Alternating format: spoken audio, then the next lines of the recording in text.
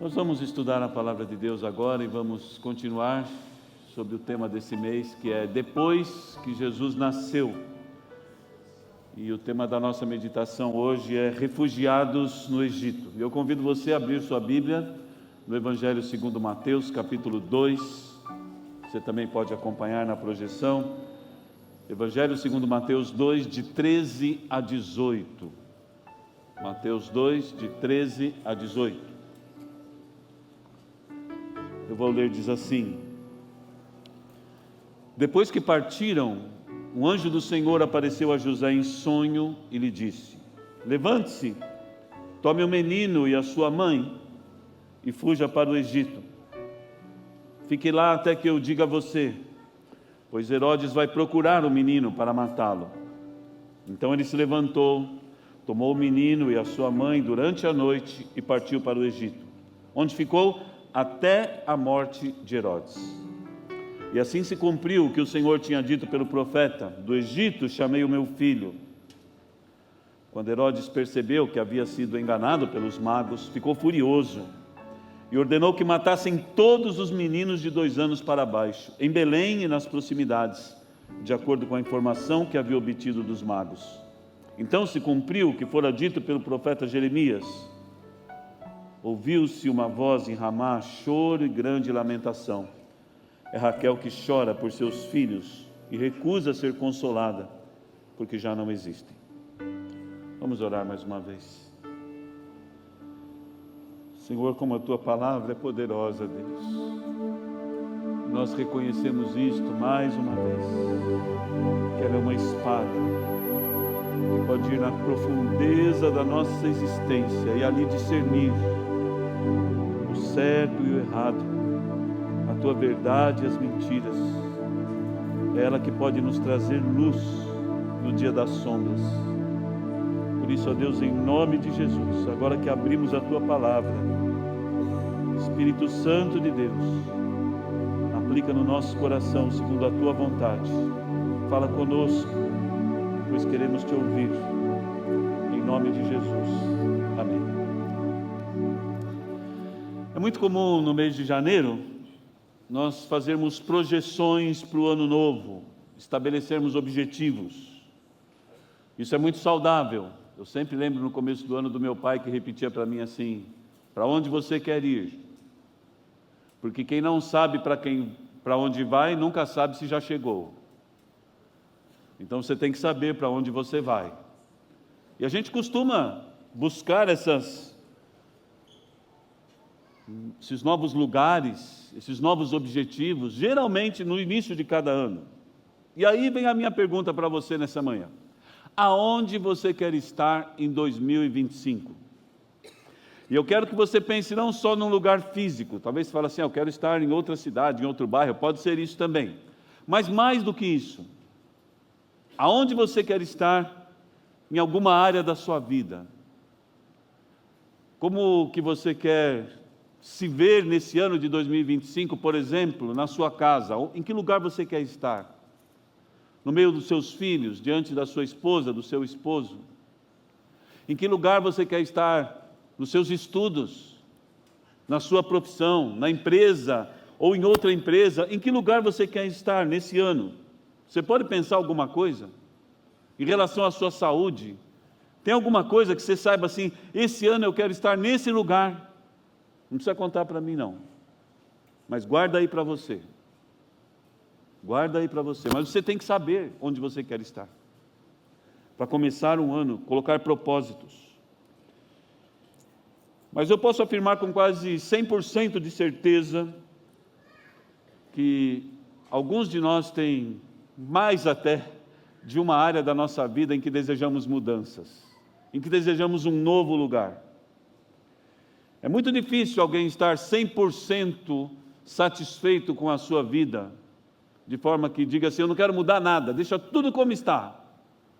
É difícil, porque o mundo é mau, porque as lutas existem, porque as dificuldades estão diante de nós. E na verdade, querermos mudança nas nossas vidas é algo bom, é importante, porque nós somos seres em construção. Ou seja, nós somos pessoas que devemos querer mudar e precisamos mudar. Isso é o que a Bíblia nos diz. Que Deus nos quer sempre do mesmo jeito, Ele nos quer caminhando de glória em glória, dando passos na direção da pessoa de Jesus. Então é importante que eu olhe para mim, que você olhe para si mesmo e diga assim, o que ainda não está bom? O que pode melhorar? Mas o problema é que em algumas circunstâncias, a gente nem sabe como a gente pode mudar. A gente sabe que precisa, a gente entende a necessidade, mas a gente não tem as respostas. E mais, a gente também sabe pela experiência da vida, que algumas áreas que hoje estão boas, que hoje está tudo legal, que durante o ano elas podem piorar, não é assim? A gente sabe. A vida é assim. E essa incerteza também do que vai dar certo e o que pode dar errado, ela muitas vezes traz insegurança e preocupação para as pessoas também no início do ano. E é sobre isso que eu quero falar com você nessa manhã.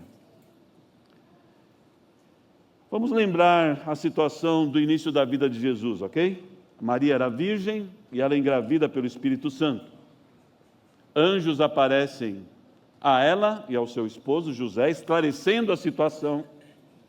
Mas mesmo assim, a condição para eles naquele momento não foi nada fácil nem agradável, porque tinha muita gente, a grande maioria das pessoas, que não sabia desse plano de Deus e dessa gravidez milagrosa na vida dela. Claro que não. Aliás, alguns até, creio eu, que eles poderiam ter contado, talvez para a família, não sei, talvez não acreditaram. Falaram assim, essa história é demais, né, gente? A mulher é virgem, ficou grávida. Da onde isso?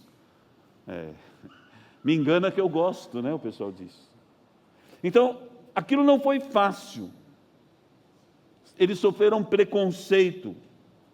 A situação de uma adolescente solteira na comunidade judaica era uma situação ruim, feia, desagradável, que poderia colocar essa jovem para fora de casa. E aí, para piorar a situação, quando Jesus está próximo de nascer, acontece o recenseamento, o censo, e Moisés tem que ir com Maria para Belém. E eles vão para lá. E você que estava aí com a gente em dezembro, você deve ter assistido aí o Natal com The Chosen, e foi legal ver aquela situação, não é? De eles chegando num lugar, não tinha lugar para eles no hotel, e eles então vão para o estábulo, e José lá preocupado com o mínimo de higiene, para que a criança pudesse nascer. E mais, ele era carpinteiro, ele não era parteiro. E de repente ele tem que fazer o parto da sua esposa, sozinho. E aquela preocupação de como arrumar, do que colocar no lugar, o que fazer.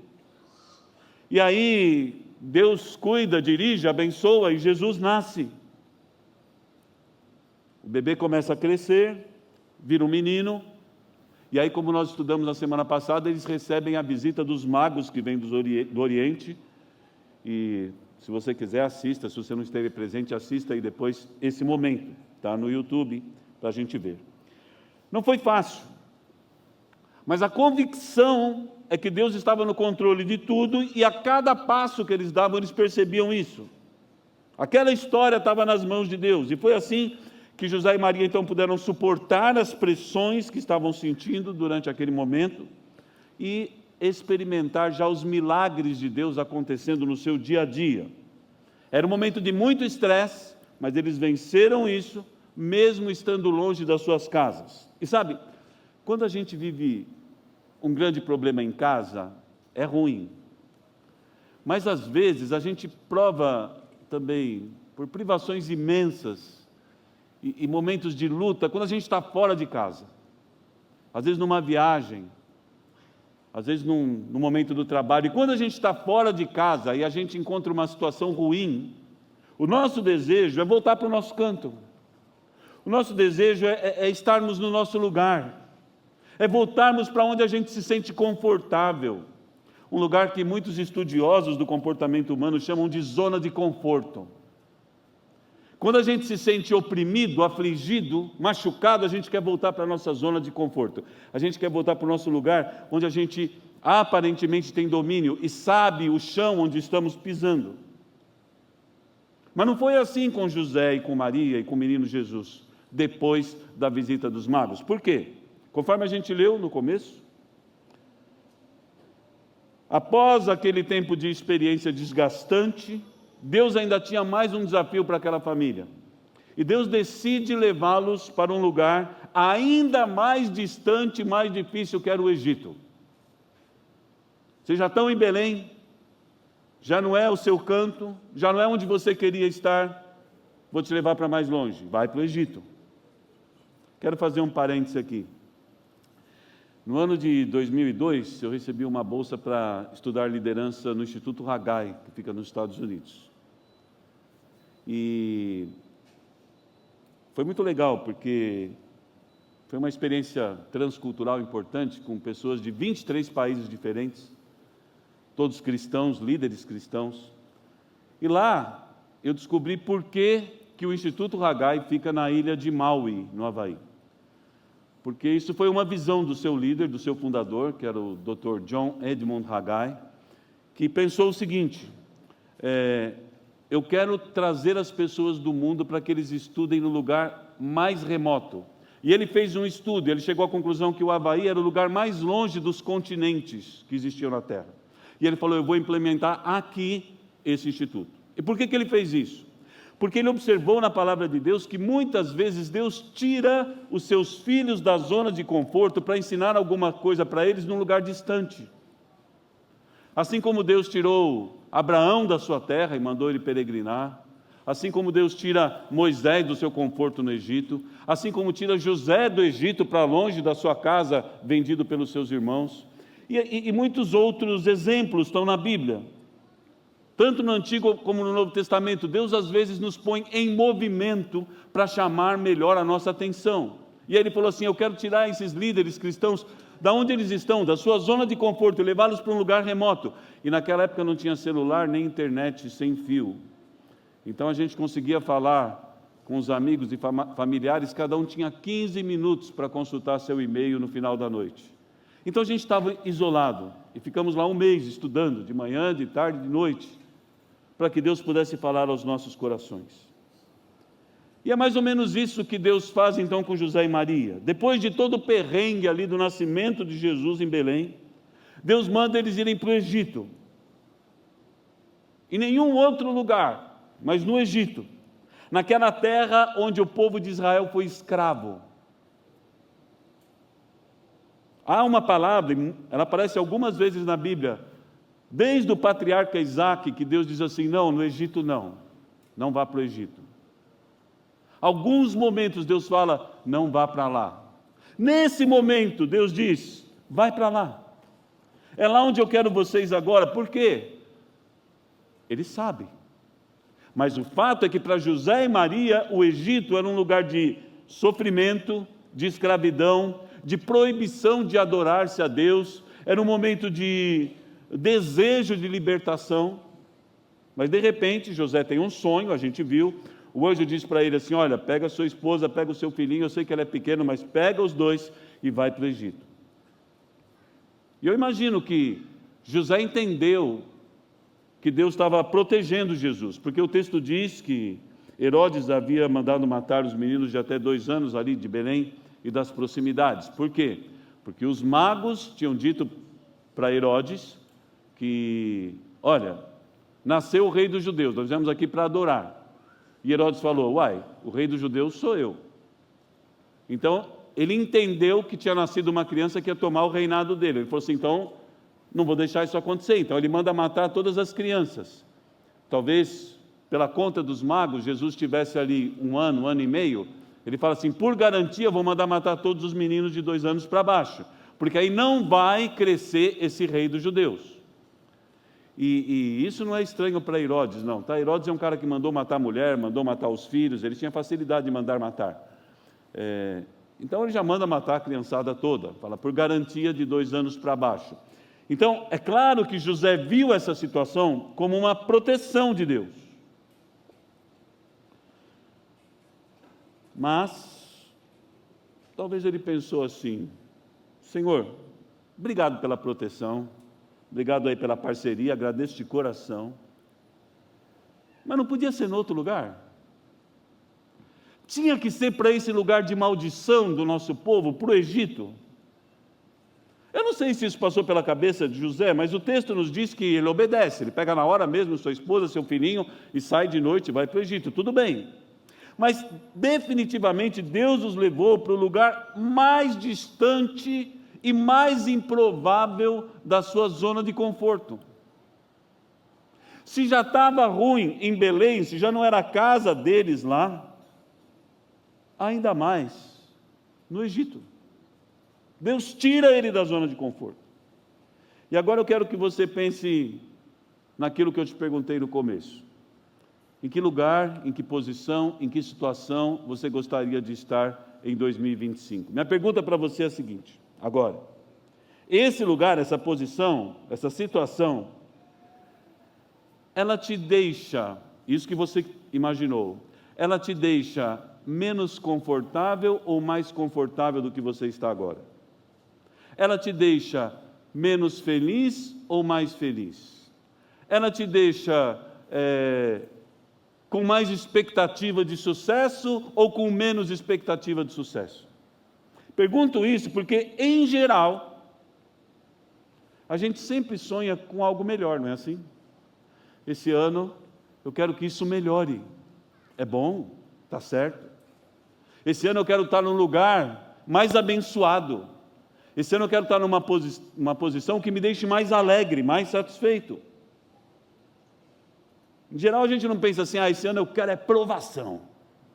Esse ano é vem em mim. A gente não pensa assim. A gente fala, esse ano eu quero sombra e água fresca. Esse ano eu quero que tudo que venha seja legal, algo que traga melhoria, progresso.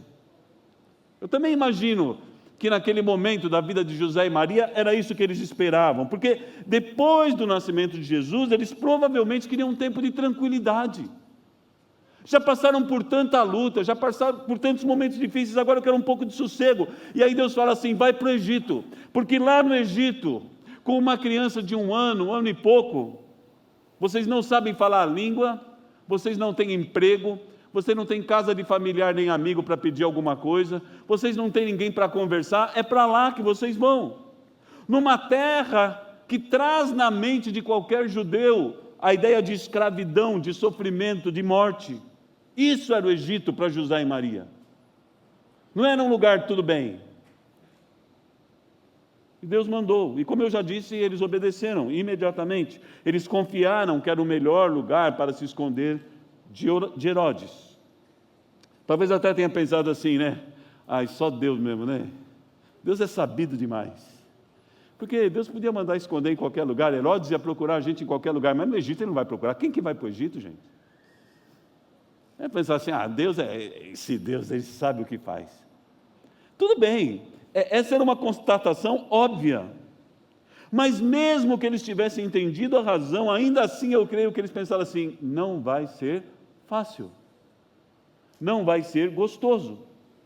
Sendo Deus todo-poderoso, como Ele é, e a gente sabe, vem uma outra indagação na mente de qualquer pessoa, a gente pensa assim, tudo bem, Deus mandou a gente para o Egito porque Herodes jamais procuraria no Egito, tudo bem.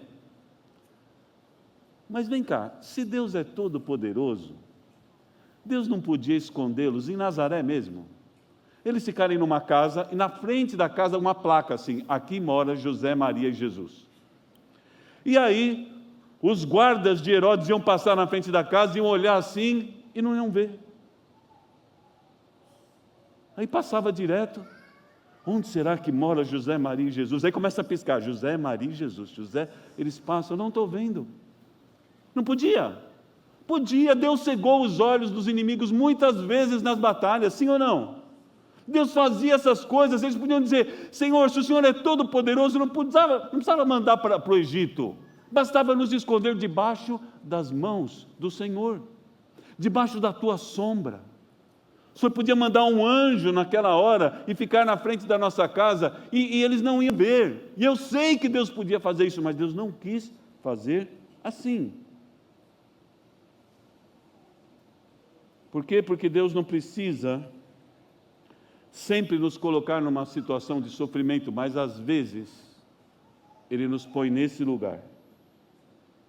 Ele não precisa, mas às vezes Ele faz. Por quê? Porque Ele tem propósitos para o nosso crescimento, que às vezes são aperfeiçoados na nossa dor. Às vezes Deus sabe que precisa nos tirar daquele lugar. Às vezes Deus sabe que precisa mexer em alguma coisa, para que a gente possa enxergar além do que nós já vemos. E outra coisa interessante é que a ordem de ir para o Egito vem no momento em que eles talvez estavam pensando que tudo ia melhorar. Pensa comigo. Eles tinham uma promessa de que o filho deles, Jesus, seria o salvador da humanidade. Até porque o nome Jesus significa Deus é salvação. Eles sabiam disso. Mas provavelmente eles pensavam assim: como que o pessoal vai saber que Jesus é o Salvador? José e Maria lá, nasceu o neném, como é que eles vão saber? Aí de repente o menino está crescendo, chegam os magos do Oriente na casa deles. Fala assim: olha, Deus nos disse que nasceu aqui o rei dos judeus, nós viemos aqui para adorar o rei. Se fosse eu ia pensar assim: Maria, tranquila minha filha, Deus já saiu contando para todo mundo. Até no Oriente já estão sabendo que Jesus é o Messias. A gente estava preocupado, como que o pessoal ia saber? Deus já contou.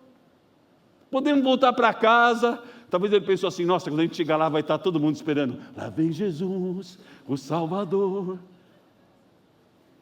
Por quê? Porque até os magos já sabiam. E é curioso que não foi assim. Na verdade, até o dia da morte de Jesus, o Filho de Deus ainda não havia sido reconhecido pela maioria dos judeus, até o dia da sua morte. Ele ainda não era reconhecido como o Messias prometido, o Salvador.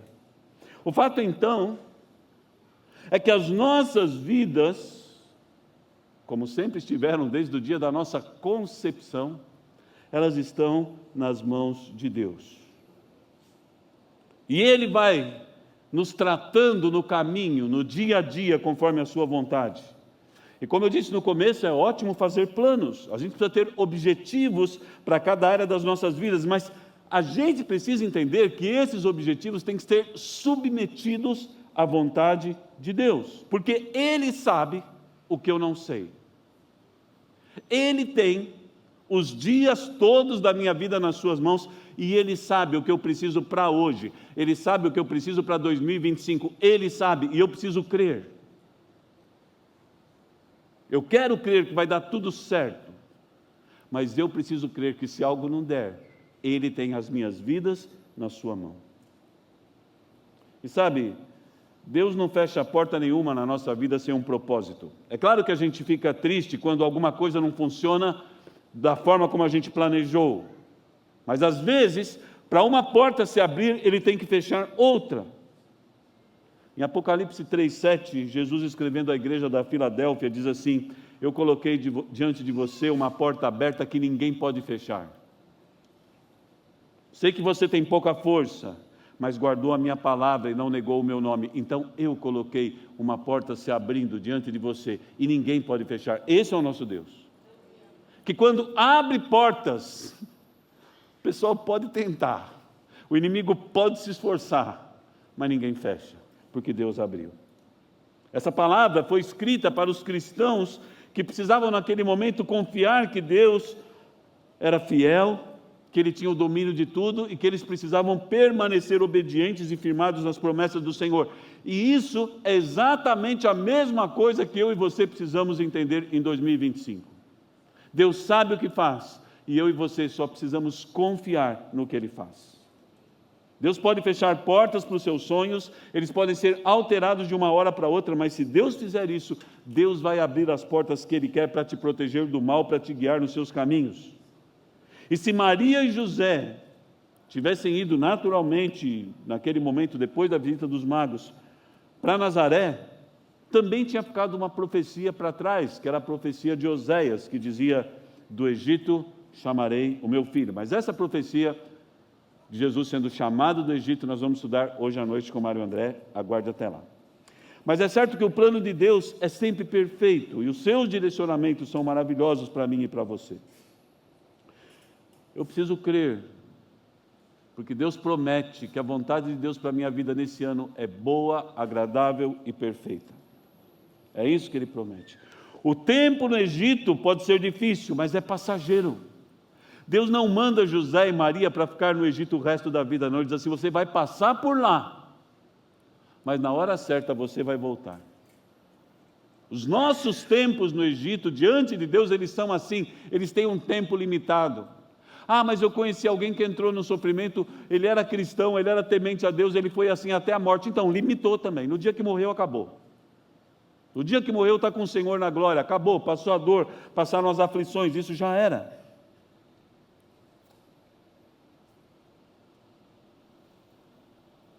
Quero dizer para vocês que eu creio que José e Maria foram levados para o Egito, não somente para proteger Jesus, eles foram levados para entender uma outra coisa. Mas eu quero falar sobre isso daqui a pouco. Quero pensar agora no apóstolo Paulo. Lembra do apóstolo Paulo? Era um cara decidido, não era? Ele falava: eu vou e eu vou. Quer vir, vem, não quer vir, fica para trás. O apóstolo Paulo era assim. Diz o livro de Atos que em determinado momento, nas suas viagens missionárias, ele planeja ir para Bitínia. Vou lá pregar o evangelho de Jesus.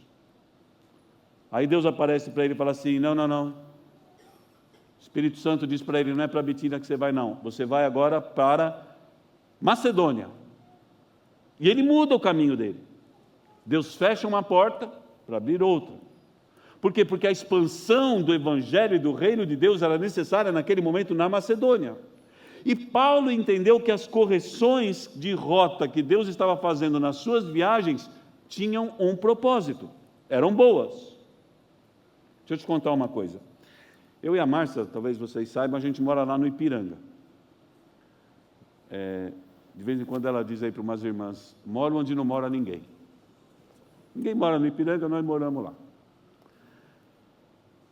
Alguns anos atrás, nós éramos membros de uma igreja em Santo Amaro. E a gente participou daquela igreja por uns 3 anos, mas em determinado momento a gente percebeu que o pastor estava ensinando uma coisa que não era bíblica. E aí nós juntos decidimos que a gente não podia ficar lá. Então ele falou assim: vamos procurar uma outra igreja. E qual foi a primeira coisa, o primeiro item que a gente colocou na busca de uma nova igreja? Uma igreja perto de casa, gente. Mora no Ipiranga, para que vai congregar em Santo Amaro? Não dava para ir nos programas durante a semana, era meio enrolado. Então vamos começar a procurar uma igreja perto de casa. Aí começamos a procurar, ia numa, ia na outra, ia aqui, ia acolá. Sabe onde a gente foi parar? Igreja Batista em Perdizes. Aí um dia eu fui fazer a conta. Qual a diferença de distância da igreja do Ipiranga para Santo Amaro e de Ipiranga para Perdizes? Sabe qual é a diferença da distância? É 500 metros. Era a mesma coisa. Mas hoje, anos que nós estamos aqui, a nossa convicção é que esse era o lugar para estarmos agora. Que aqui Deus está nos dando a oportunidade de nos usar como ministros do Senhor. Aqui nós temos amigos que são nossa família. Aqui Deus fala conosco, aqui Deus nos ensina, nos transforma. Mas na minha primeira leitura era perto de casa. Por quê? Porque é zona de conforto. Porque é mais fácil. E não está fácil atravessar a cidade para vir. Não é fácil. Né? Durante a semana, às vezes, a Márcia quer ir numa programação, mas a gente fez as contas. Ela leva 1h30, 1h40 para chegar aqui de carro. Mais 1h30, 1h40 para voltar, não dá. Mas a gente está infeliz? Lógico que não. Estamos satisfeitos no Senhor. Por quê? Porque a Bíblia diz que Deus faz para conosco muito mais do que nós pedimos ou pensamos. A gente pede assim: Senhor, agora uma igreja pertinho. Ele diz assim: bobinho, vai para Perdizes. Lá é bom. Lá é o lugar.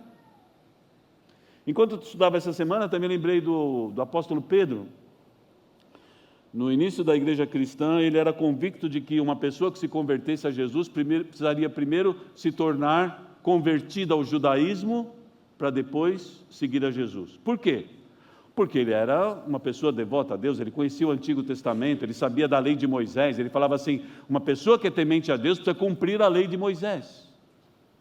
Ainda não tinha o Novo Testamento. Então ele diz assim: quer seguir a Jesus? Vai para a sinagoga, passa por circuncisão, começa a cumprir a lei, aí você vem seguir a Jesus. Ele estava errado? Não, a convicção dele parecia até óbvia, lógica, mas não era aquilo. Deus tinha um plano muito maior que a lei de Moisés. Pedro precisava entender que agora a lei, que era dura, difícil, que machucava, que exigia esforço, que ela tinha passado, que agora o nosso relacionamento com Deus é pela graça, que nós somos salvos pelo sacrifício de Jesus e não pelo que nós fazemos. O que a gente precisa fazer então para ser salvo é só crer, não precisa mais cumprir nada, mas isso era difícil para Pedro. Então, por 3 vezes, Deus fala com Pedro em sonho, dizendo para ele: agora você pode comer qualquer coisa, até porco, Senhor, até porco, aquela banha de porco, até isso, passou a lei que não podia mais.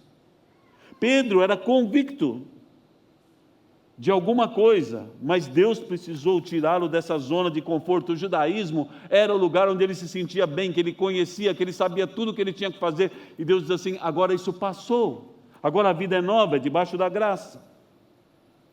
O meu reino não é mais para os judeus, o meu reino é para a humanidade. A mensagem de salvação de Jesus é para todos os povos, todas as pessoas. Agora vai ser assim, cada um do seu jeito, pode crer. E se antes Pedro vivia sob uma lei de limitação e exclusão, depois de entender a verdade de Deus, ele experimenta uma lei que é a lei do amor, a lei que inclui, a lei que aceita e a lei que transforma para a glória de Deus. Agora, tem mais um detalhe sobre José, Maria e Jesus, refugiados no Egito, que eu gostaria que você pensasse comigo. Eles eram judeus que conheciam a palavra de Deus, certo? O judeu conhecia o Antigo Testamento, eles estudavam, eles decoravam. Certamente eles sabiam de cor alguns salmos. Tem algum salmo aí que você sabe de cor? Quem tem?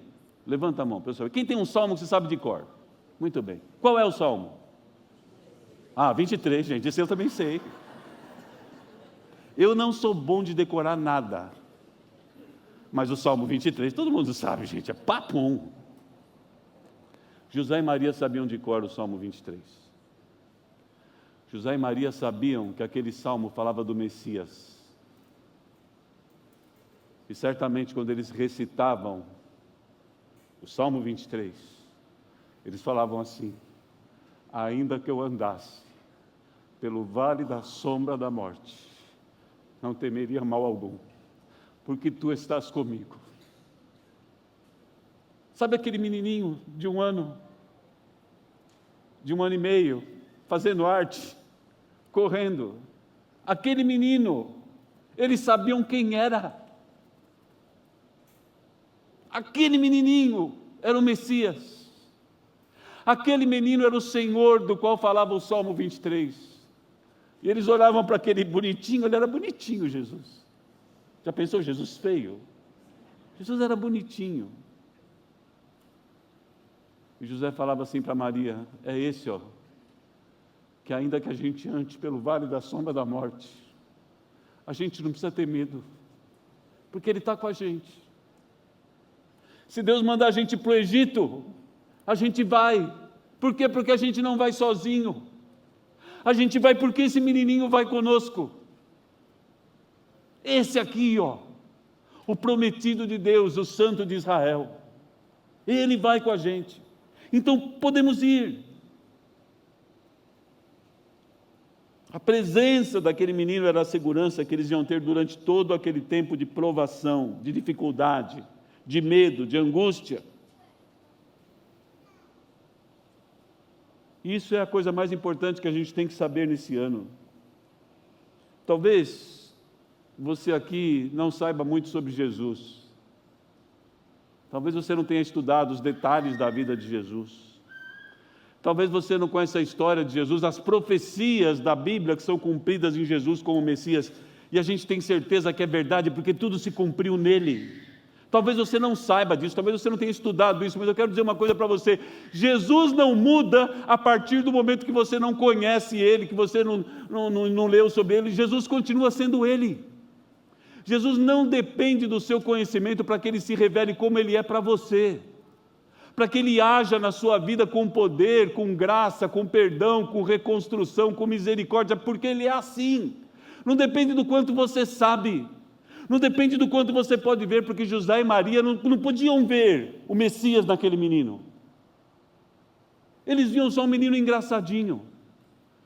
Mas Deus não limita a ação de Jesus na sua vida pelo que você sabe. O que Deus faz é dizer assim: creia. Creia. Mas como eu vou crer? Eu não sei nada desse Jesus ainda, eu sei pouco, então creia pela fé.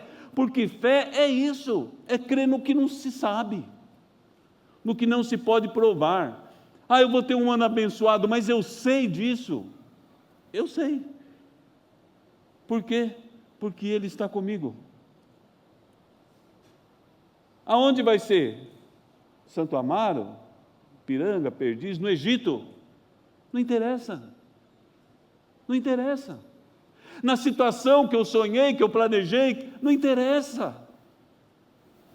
Eu sei que Ele está comigo, a sua vara e o seu cajado me consolam, cuidam de mim.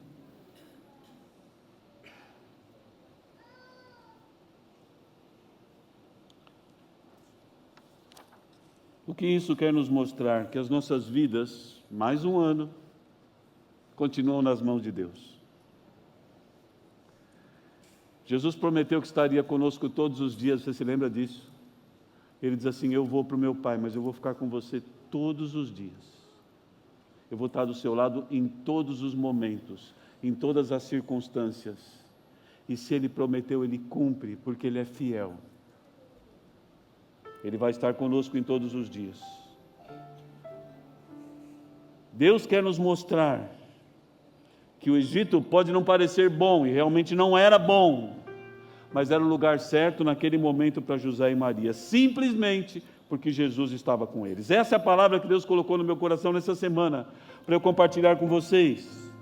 Que durante esse ano, em algum momento, se você se sentir fora do lugar onde você gostaria de estar, se a situação não for aquela que você sonhou, se as coisas não saírem como você planejou, ajoelhe-se diante de Deus e diga assim: que a sua vontade seja feita, mas não te distancies de mim, Senhor. Fica perto. Eu quero o Senhor comigo. Eu quero te passar pelo vale da sombra da morte ao lado de Jesus, porque quem anda no vale da sombra da morte uma hora sai. A gente não pode parar nesse lugar, mas a gente pode andar por ele. E quando a gente anda por ele, uma hora as portas se abrem e a gente passa. E a gente passa com Jesus do lado. Nesse ano de 2025, Deus continua sendo o nosso Pai que nos ama. A despeito de quem nós somos, a despeito do que fazemos, Ele nos ama. Ele tem propósito para as nossas vidas. Esse propósito que eu tenho que pedir ao Senhor todo dia: Senhor, realiza na minha vida o que o Senhor planejou para ela. Não é o que eu quero, é o que o Senhor sonhou para mim. Faz isso para mim nesse ano mais uma vez. É assim que a gente precisa confiar. Eu imagino que José e Maria também conheciam um outro salmo lindo de Davi, o Salmo 37, que diz assim: entrega o teu caminho ao Senhor, confia nele e Ele vai agir. Que caminho é esse? Eu não sei, mas entrega ao Senhor, confia nele, E Ele vai fazer o necessário para cada dia. E esse é o convite para mim e para você nesse início de ano. Confiarmos em Deus. Ele sabe porque Ele nos põe naquele lugar. Às vezes a gente se revolta, às vezes a gente não quer, às vezes a gente não entende. A gente diz assim, eu quero um lugar melhor. Deus diz assim, não, hoje é aqui. Hoje é aqui. A minha graça te basta. E o meu poder se aperfeiçoa na sua fraqueza. É aí que eu costumo trabalhar, quando não está confortável, quando tem uma pedra no sapato, é aí que eu mexo com a sua vida, é aí que eu te faço enxergar coisas novas. Você tem fraquezas que te doem, eu também tenho, que me doem. Eu queria que Deus as tirasse todas de uma vez. Eu digo assim, calma aí, meu filho, tem hora, eu sei o que eu estou fazendo. Se precisar ir para o Egito, vai, porque Jesus está junto, Jesus está do seu lado. Mas eu quero e preciso dizer uma coisa para você.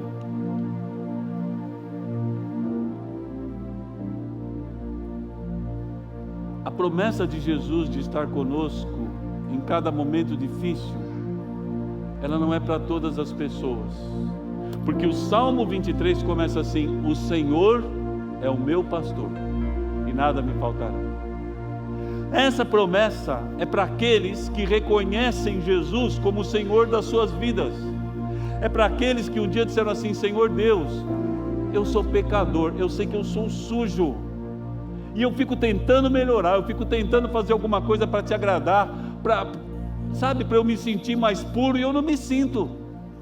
Eu sei quem eu sou. E Deus diz assim: eu quero perdoar os seus pecados.